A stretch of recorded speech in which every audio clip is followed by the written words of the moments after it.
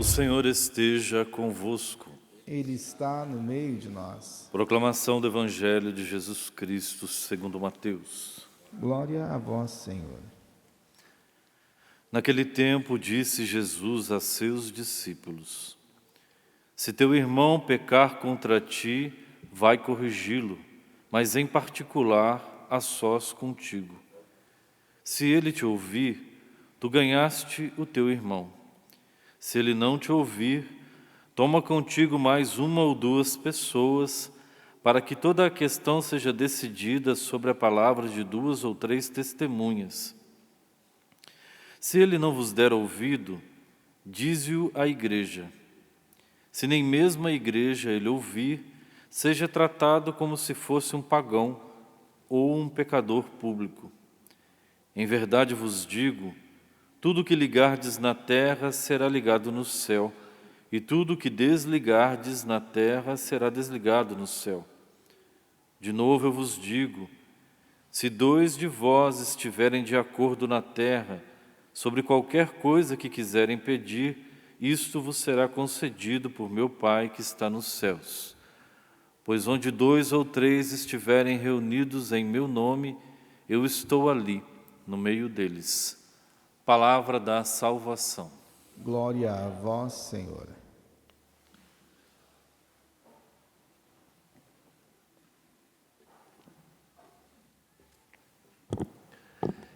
Meus amados irmãos e irmãs, nós temos a alegria de nos reunirmos em torno deste altar para celebrarmos a Santa Missa, no dia em que a Igreja celebra o anjo bom da Bahia, Santa Dulce dos Pobres, e quis a providência de Deus nos presentear com este Evangelho, tirado do capítulo 18 de São Mateus. No Evangelho de São Mateus, nesse capítulo 18, no versículo 15 em diante, Jesus nos ensina: se teu irmão pecar, vai corrigi-lo a sós. Se ele te ouvir, terás ganho o teu irmão. Vale salientar, meus irmãos, que o termo utilizado por Jesus aqui é irmão. O termo irmão, ele sublinha a realidade de intimidade, de comunhão entre os membros da igreja. Ou seja, Jesus estava ensinando os seus discípulos que diante dos pecados dentro da igreja, reconhecessem que aqueles que pecam dentro da igreja faz parte do seu próprio corpo. Ou seja, a correção fraterna nunca deverá ser uma disputa pessoal. A correção fraterna nunca poderá ser apontar o dedo para humilhar o outro, mas de um esforço de restaurar a unidade do corpo de Cristo, que é a igreja. Ou seja, a correção fraterna é uma possibilidade de nós agregarmos os nossos irmãos dentro da unidade e da verdade que nós aderimos. Nosso Senhor hoje quer apontar em nós se há na nossa vida, dentro da nossa comunidade paroquial, dentro da pastoral, dentro da nossa família, a negligência de ver as falhas e não chamar a atenção. Mas para isso é necessário destacar que o termo utilizado por Jesus não é outro, é irmão. E se é irmão, se ele erra, eu também estou errando. Faz parte do meu corpo. A expressão que Jesus utiliza é até bonita, ele diz: ganhar-te o teu irmão. Essa expressão, ela indica, meus irmãos, que o objetivo não é o ganho daquilo que eu sei ou que eu acho que está certo, mas a expressão utilizada por Jesus tem como objetivo a reconciliação, a conversão daquele irmão, a restauração da fraternidade e não a vitória pessoal sobre o conflito. E aqui vale também nós registrarmos dentro das nossas casas se o que motiva o nosso coração a ir em direção ao nosso irmão e chamá-lo a atenção, primeiramente a sós. Por quê? Porque a sós nós temos a graça de que aquele irmão, se ele escutar a nossa correção, ele possa se corrigir com maior facilidade e não sendo humilhado diante dos outros. Por isso, a caridade tem como esse objetivo a correção fraterna. Por isso a correção fraterna é fruto da caridade. Na tradição da igreja, Santo Agostinho, ele nos ensina, ele diz assim: corrige com amor, não com desejo de vingança, mas com desejo de restaurar. Ou seja, para Santo Agostinho, o irmão é parte deste corpo. E feri-lo é ferir a si mesmo. Meus irmãos, nós precisamos parar de vomitar diante dos nossos irmãos aquilo que nós achamos como errado, até mesmo diante dos erros, para conosco, que gera ferida. Por isso, tudo aquilo que tem nos passado, tudo aquilo que nós temos enfrentado, precisa sim causar em nós um certo incômodo, não por causa apenas da nossa humilhação, porque nós fomos humilhados, mas porque aquele irmão precisa ser salvo e ele faz parte do meu corpo. Ele faz parte do meu corpo.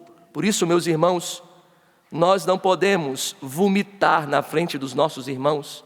E irmão sendo parte do nosso corpo, este termo não é casual. Jesus não usa apenas como uma opção. Ele invoca a imagem da igreja como um corpo vivo. Hoje, Deus nos dará a graça de nos unirmos aos nossos irmãos e perceber que mesmo diante das diferenças dos nossos irmãos, eles são essenciais para o corpo de Cristo que se chama igreja. Assim, como um órgão doente prejudica o corpo inteiro, o pecado de um irmão enfraquece a comunidade.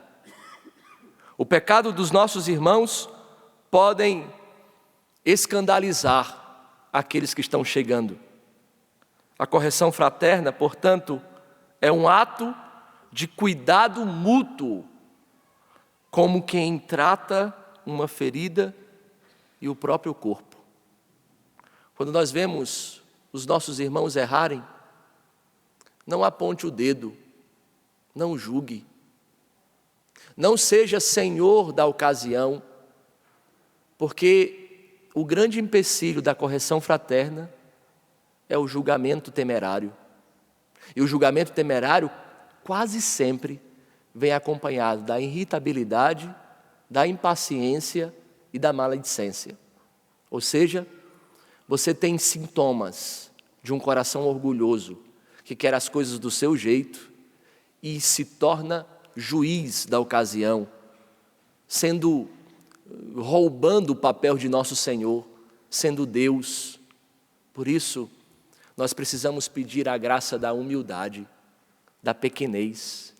Antes de corrigir os nossos irmãos, é necessário pedir a graça da humildade. E veja, Santa Dulce dos Pobres, cuja memória celebramos hoje, viveu o princípio de acolher os pobres e doentes, não como um estranho, mas como irmão, como parte do seu corpo.